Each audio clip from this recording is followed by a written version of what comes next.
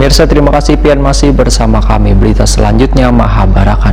Jembatan Alalak 1 wacananya akan mulai dioperasikan pada 15 April 2021 mendatang. Akan dioperasikannya Jembatan Alalak 1 untuk menindaklanjuti keluhan warga terhadap kondisi jalan rusak di kawasan Jalan Tembus Perumnas atau Cemara Ujung Banjarmasin Utara yang terjadi kemacetan.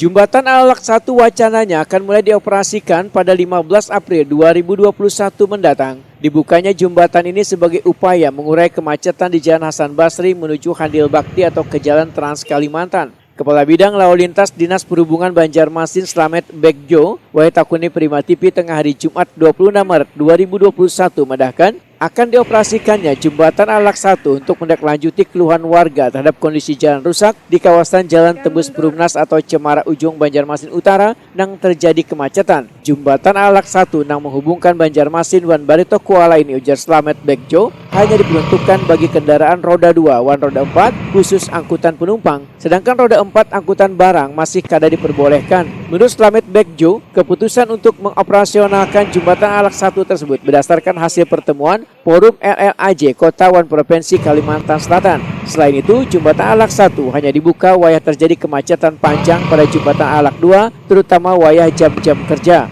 LLAJ Kota Banjarmasin beserta Forum LLAJ Provinsi telah dilakukan rapat dalam rangka membahas mengatasi kemacetan di kawasan tersebut. Rencana dari hasil forum tanggal 15 April 2021 akan diuji cobakan manajemen dan rekayasa lalu lintas dengan membuat satu arah dengan memutar posisinya atau satu arah ya untuk kendaraan roda 2 dan roda 4 khusus penumpang, karena keberadaan roda 2 cukup menyita persentase kurang lebih 80%, sehingga kalau roda 2 dan sebagian roda 4 khusus penumpang bisa dialihkan menjadi satu arah, saya kira ini akan mengurai kemacetan di daerah Jalan Tembus Perumnas sekaligus di terminal.